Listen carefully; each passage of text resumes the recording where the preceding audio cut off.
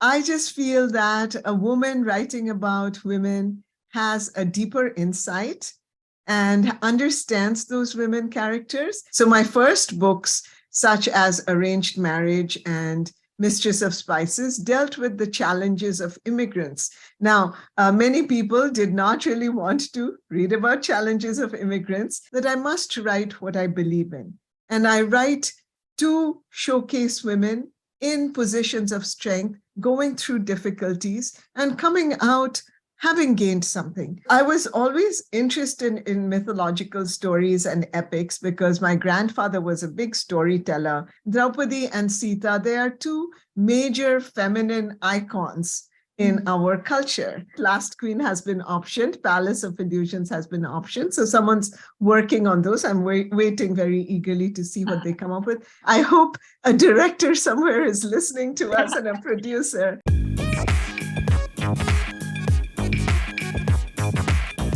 Hello and welcome to News 18 Showsha. I am Shreeja Bhattacharya and today I'm joined by author Chitra Banerjee Divakaruni. Thank you so much, ma'am, for joining us. My pleasure. Thank you for speaking with me. Thank you. And so first of all, my first question is, a lot of your writings are centered around women and they have they're strong yet have their own frailties, and you put in a great lot of effort to showcase their background, where they're coming from, their culture. Now, is there a particular reason for that? Is there a particular reason for making women your heroes or protagonists of the stories that you write? Yes, there is. You're absolutely correct. I love putting women at the centers of my novels. And that's because when I was growing up, and I think this is true even today, there are a lot of novels where women characters are being written by men. And I just feel that a woman writing about women has a deeper insight and understands those women characters. And also, I don't feel the need to whitewash them in any way or show them to be unreal in the way they're heroic, because I think women just normally are heroic enough.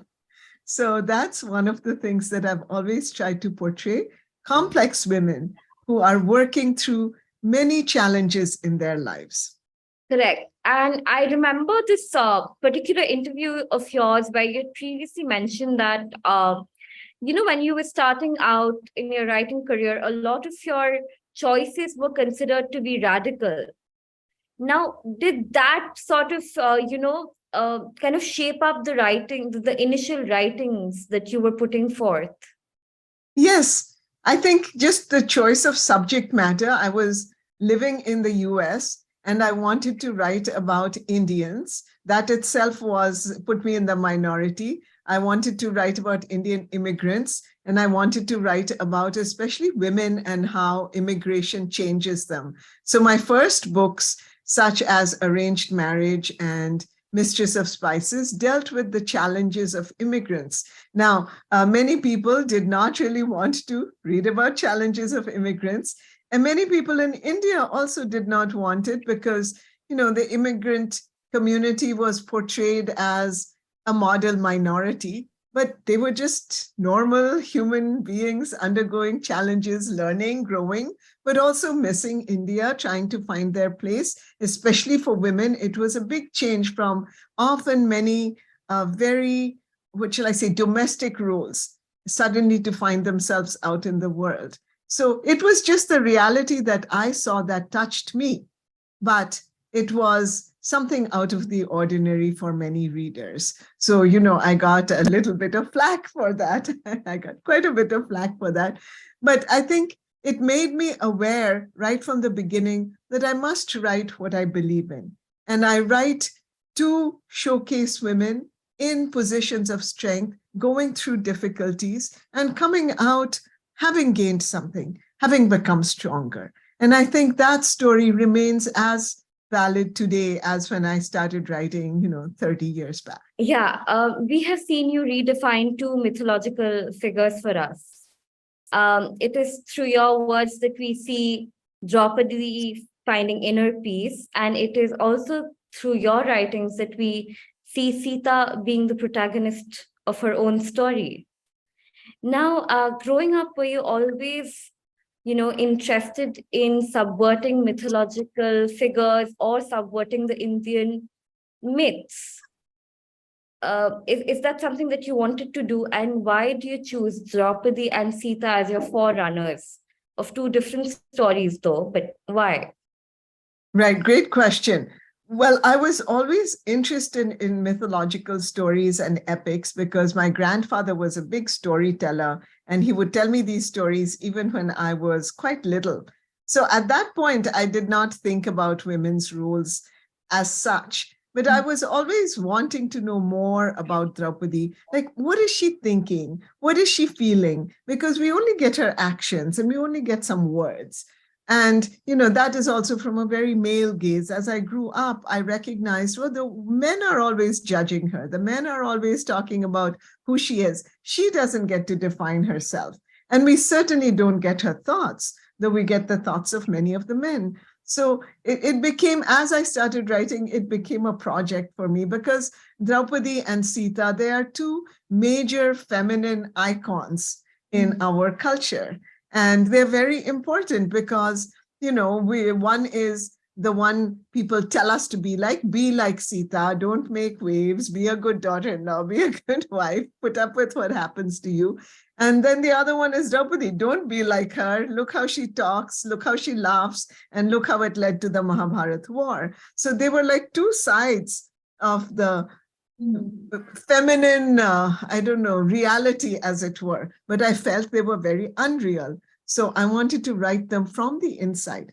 I wanted to really feel for myself and then for my reader, what's going on in these characters' lives. And as I went back and researched, I found they were much more complex and much stronger than the popular narrative had made them out to be. And this, I felt, was somewhat dangerous and negative because the popular narrative then said to other women, this is what you should be like, this is what you should not be like. And I just wanted to change up that story a little bit. I wanted my readers to think for themselves about these characters and to identify with them. Over time and again, you've also, spoken about your love for multicultural authors that come from a multicultural background. Being one yourself, how do you think that has come to your advantage and disadvantage? Yeah, great question again. I have always loved multicultural writers because in some ways they gave me models to follow. They gave me permission to write my stories. They made me realize that this is a multicultural world we live in. We have to accept the fact there are majorities, there are minorities, and it's important to hear the voices of the minorities because their stories are often very interesting, very powerful, could be very subversive sometimes, which is always also good. And it's often ignored. That voice is often ignored. And so, people like Toni Morrison or Amy Tan or Maxine Hong Kingston, or, not only women, but Chinua Achebe, writing out of Africa, all these people gave me a lot of strength. And of course, I have to talk about my Bengali influences, starting from Tagore and going on to Mahashita Devi and Amitav Ghosh right now. I have just learned so much from these voices that are very original. And yet they're talking about very universal themes.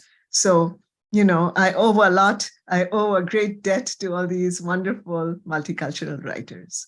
And you've been writing for so long. You've authored some stellar books, and you've meddled between genres. Over time, how has your relationship with language and literature evolved? Yeah, I started writing poetry. I think that was because, poems were small, so I felt I could handle them. I didn't have any training as a writer. I didn't attend a writing program, although now I teach in one, interestingly. So I had to learn from books and I had to learn from other writers and that I read. So I felt like I could handle poems. I could handle the moment. I could handle imagery. Then I moved to short stories because I felt, okay, I can handle a small narrative. But I always wanted to write the novel because a novel is so exciting to me. It's a whole world you are painting, as it were, through word pictures. So that was what I was leading up to. But I think at every step, I learned something important that now helps me write the novel. And I always go back to images. Images are very important for me. I need to be able to see the world that I'm putting together. Correct. And we know about your books that have been, turned into movies, but there are a few works that haven't been yet. So amongst the ones that haven't been turned into movies, which ones do you think would make for great screen adaptations? Okay, so if I have a wish list, okay, some have been optioned, so we leave them out. Last Queen has been optioned. Palace of Illusions has been optioned. So someone's working on those. I'm waiting very eagerly to see what they come up with. But I think Forest of Enchantments, which is my story of Sita telling her own life, I think that would make such a good movie because here is Sita, a strong and complex woman at the center of this amazing tale. The Ramayana is an amazing story.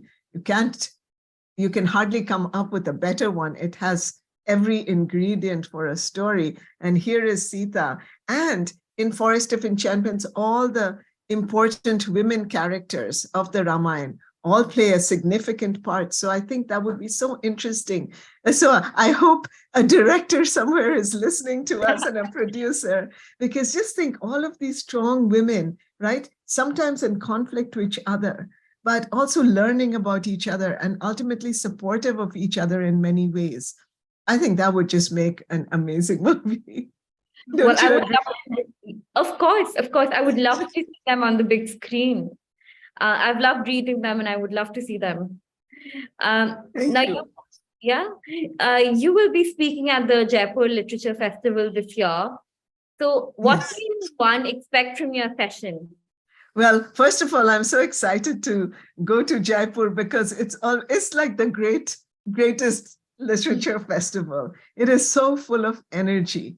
So my session is going to be talking about independence. So I'm going to talk about the background of how I came to write this book and why I feel it's such an important book, because it's set right on the cusp of the freedom movement. It starts in 1946, and it talks about the wonderful achievements of India's freedom, but also the great tragedy of partition and how so many lives were lost, so many families were torn apart. So it's a book that brings together great highs and lows. And it's told from the point of view of three sisters. And again, here I go back to women being at the center of the novel and how they experience this great national moment. And it's at once a story of adventure, it's a story of history, it's a love story as well. And not just romantic love, but love between sisters, between family members, and sometimes between strangers. How, the human love between strangers that leads us to help people who are in distress. And for me, this is a very important story because, we've just had the 75th anniversary of India's independence. And many of the people who actually experienced that are gone. Some of the material for this novel, Independence, I've taken from stories that my grandfather and my mother told me, and they were involved in the freedom movement. They were followers of Gandhi. And I think those stories are just passing away as those elders are passing away.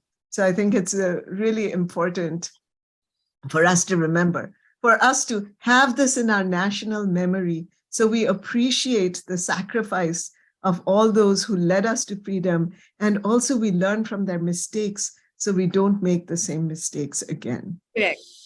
Correct. And lastly, before we conclude, we went on the internet to ask some of your admirers, some admirers of your work, if they had any questions for you. And we chose the top 2 questions that came by. So the first question is, how much has Rabindranath or Rabindra Sangeet inspired you? or has hit a chord home, particularly in terms of your book Independence, or even as an author? Yeah, as I said, Tagore has been a big influence, but particularly for this novel, Independence, it's a big part of the novel because in that time, Tagore's songs were so, what shall I say, they were so powerful. They really influenced people, they inspired people. Some songs were banned and people sang them in secret. Some songs like Akla Chalo Re was sung by Gandhi as he marched, and they were just totally like central to the movement. There's something about a song that gives you energy. And I think Tagore's songs really gave energy. So I'm so happy that my publisher, HarperCollins, has put a QR code in the book so readers can listen to all of those songs, all the important songs that appear. And along with Tagore, we must not forget Nazrul Giti. So the poet Nazrul also sang some beautiful songs that were very, very inspiring to the freedom movement. Right. And the second question is, when you began writing, your works became important diasporic writings, but then you moved on to the reshaping of and rereading of Indian myths. So from diaspora to myth making, your style and inclination towards your subject and subject matter has changed drastically. What is next for you in line? Well, from diaspora to myth making, now I've moved to historical. It's really important for me to look at important moments, crucial moments in Indian history, because that helps me understand myself as well. And my hope is that the readers, as they read these stories and they read about our nation's history, and especially strong women in our nation's history, they too will understand themselves better. Thank you so much, ma'am, for joining us today. And it's been an absolute pleasure talking to you. Thank you so much. The pleasure is definitely mine. Thank you.